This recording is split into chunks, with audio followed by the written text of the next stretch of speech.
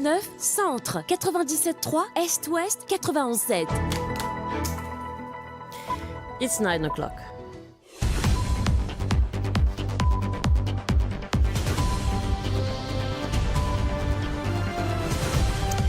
The news with Ayrece Stewart. Good morning, Ayrece. Good morning, Sophie. The headlines. Controversial audio recording circulating on social media with voices allegedly attributed to Tevin Stanen, Aditi Boulel and Stefan Adam spark heated reactions. Tevin Stanen firmly denies the authenticity of the compromising recording, calling it a fabrication falsely attributed to him. Inspector Shivakuten transferred to Emergency Response Service amid ongoing controversy. Bank branch manager arrested by FCC on suspicion of helping Ashik Jagai transfer 800,000 rupees from his son's account. Prime Minister Navin Ramgoolam welcomed in Tirupati and New Delhi as his state visit to India enters a new phase of high-level bilateral meetings.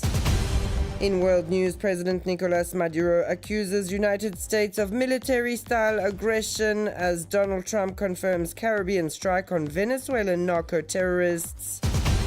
And in sports, Europe's most prestigious football competition kicks off today. A compromising audio recording presented in the form of a video has been circulating on social media since last night. It features three voices that online captions identify as Tevin Sitanen, son of the governor of the Bank of Mauritius, Rama Sitanen, Aditi Boulel, daughter of the president of the National Human Rights Commission, Satyajit Boulel, and Stefan Adam, director of Menlo Park. The 2.5-minute extract contains offensive remarks perceived as threats. A voice attributed to Tevin Stanen appears to target Aditi Boulel with statements such as, "You sold us for 50 million to get you arrested and we control everything." Both Stefan Adam and Aditi Boulel have confirmed that their voices are on the recording. Tevin Sitanen, however, had issued a statement through his lawyer insisting the recording is falsely attributed. Stefan Adam further revealed that he had supported both Tevin and Rama Sitanen during the 2019 campaign in constituency number 18, but said the relationship soured after a meeting in October. He claims Tevin expressed open hostility toward Menlo Park and argues that the complaint later filed by Rama Sitanen against his company was merely the execution of his son's threat. For her part, Aditi Boulel clarified that she had no personal or professional ties with the Sitanens, unlike Stefan Adam. She also reiterated that Pulse Analytics, the firm she is associated with, has no link whatsoever to Menlo Park. And staying with this subject, in a statement sent to RM1 last night, Tevin Sitanen's lawyer Imtiaz Mamouji and his attorney Dia Goes indicated that their client has taken note of the circulation on social media of an audio recording falsely attributed to him. This report by Ashibachu, voiced over by Anjali Siratan Pulchan. This confirms that Tevin Sitanen denies the authenticity of this audio recording. The legal representatives of Tevin Sitanen stated in a press release that their client had already previously taken legal action in response to similar defamation campaigns and indicated that in view of the seriousness of these new facts and in accordance with their client's instructions, an additional complaint will be filed with the competent authorities today, Tuesday, September 16. Maître Mamouji and co solemnly remind the media of their legal and ethical obligations, particularly the duty of verification, prudence, and a critical perspective before broadcasting such a dubious piece of content, and specify that our client expressly reserves the right to initiate legal proceedings against any person or entity that knowingly contributes to the dissemination of this falsified recording. After more than 10 years at the police press office, Chief Inspector Shivakuten officially received his transfer yesterday to the Emergency Response Service. The PPO is the police communication unit responsible for relaying official information to the media and maintaining contact with the public. It plays a key role in transparency and managing the image of the police force. This departure comes only days after the controversy sparked by the arrest of journalist Naren Jasundanan, a forceful arrest which, according to several public figures, including the acting Prime Minister and the Attorney General, should never have happened.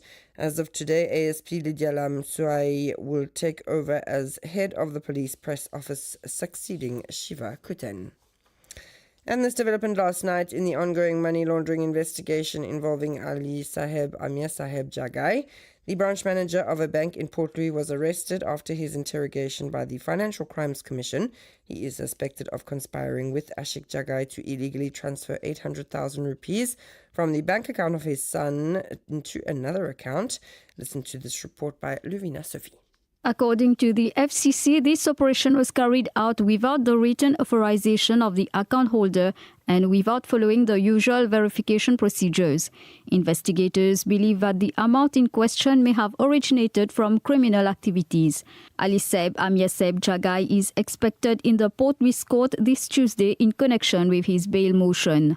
The businessman has been in police custody since September 2. Vehicles belonging to him has been seized, suspected of having been acquired under dubious circumstances. Ali Seb Amir Seb Jagai, however, claims to have purchased these vehicles with revenue from his businesses. It should be noted that yesterday Ashik Jagai was again remanded in police custody until September 25 following his court appearance. His legal representatives, Raouf Godboul and Axel Boktowa, did not pursue his bail motion, while the Financial Crimes Commission continues to oppose conditional release of the former head of the now defunct SST. He was arrested on September 10 and is suspected of having intimidated a witness in order to obtain a statement in favor of his son Ali Saeb Amir Saeb. And another state-related news, as part of his state visit to India, Prime Minister Dr. Navin Ramgoolam reached a significant milestone yesterday with a visit to Tirupati, a major spiritual center in the south of the country. He was once again received with warmth and respect. After this deeply spiritual stage, the Prime Minister travelled to New Delhi, where he was officially welcomed upon his arrival by Sanjay Seth, Minister of State for Defence. This reception in Delhi marks the beginning of a series of high-level bilateral activities and meetings scheduled for today. And it's 9:07. You're listening to RM1, where we move international now, where Venezuelan President Nicolás Maduro has accused the United States of carrying out a military-style aggression against his country. Venezuela is authorized under international law to respond, he said, asserting its legitimate right to defend itself. He also declared diplomatic relations between Caracas and Washington as broken. Just hours later, US President Donald Trump announced on his social media platform that a second vessel allegedly carrying drugs to the United States had been targeted in international waters of the Caribbean, killing 3 Venezuelan narco-terrorists. He claims the strike was carried out on his orders.